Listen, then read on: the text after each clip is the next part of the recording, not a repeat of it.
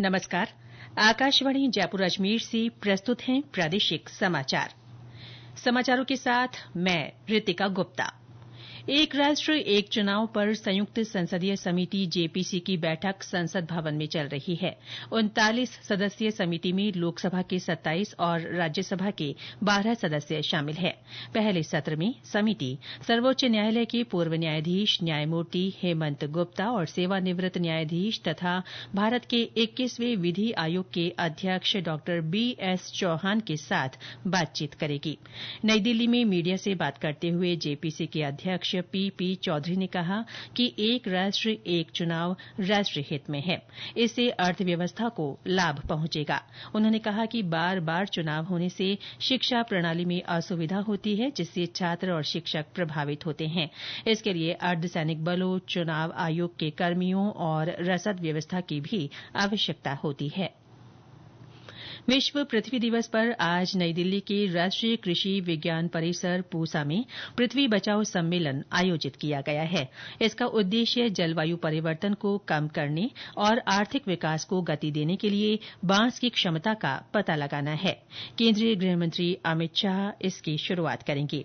केंद्रीय सड़क परिवहन मंत्री नितिन गडकरी और पर्यावरण मंत्री भूपेन्द्र यादव आज दिन भर चलने वाले कार्यक्रम में अलग अलग सत्रों को संबोधित करेंगे। इस सम्मेलन में देश भर से करीब 1200 प्रतिनिधि शामिल हो रहे हैं।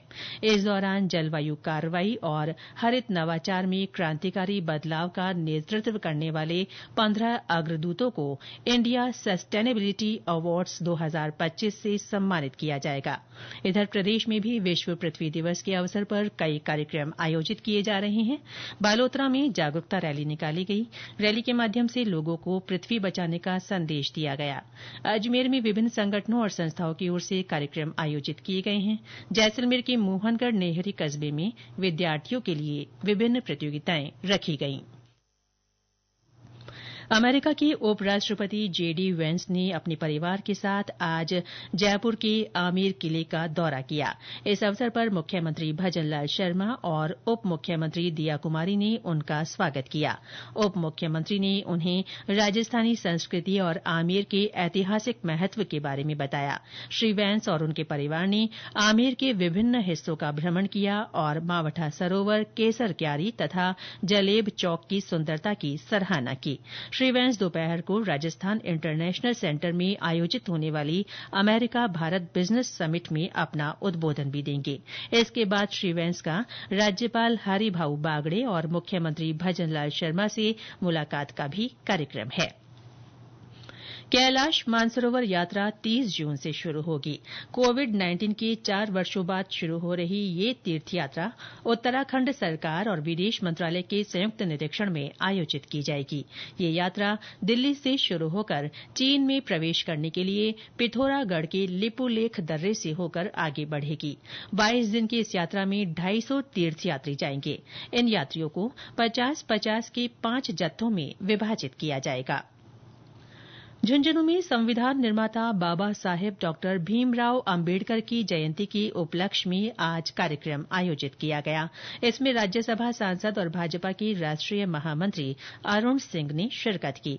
इस अवसर पर उन्होंने सामाजिक न्याय और अधिकारिता विभाग की विभिन्न योजनाओं के पात्र व्यक्तियों को लाभान्वित किया।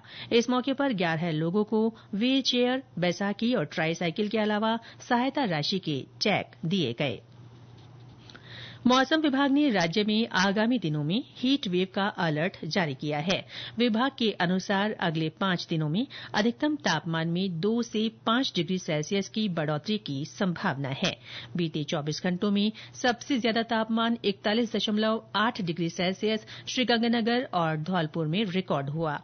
इस बीच गर्मी और हीट वेव की स्थिति को देखते हुए प्रदेश में कई जिलों में स्कूलों के समय में बदलाव किया गया है। प्रधानमंत्री नरेंद्र मोदी का मन की बात कार्यक्रम आगामी रविवार को होगा। आकाशवाणी से प्रसारित होने वाले मासिक कार्यक्रम की ये 121वीं कड़ी होगी। इसके लिए 25 अप्रैल तक श्रोता अपने सुझाव भेज सकते हैं। इसके साथ ही प्रादेशिक समाचार बुलेटिन समाप्त हुआ। हमारा अगला बुलेटिन शाम 6:30 बजे प्रसारित होगा। नमस्कार।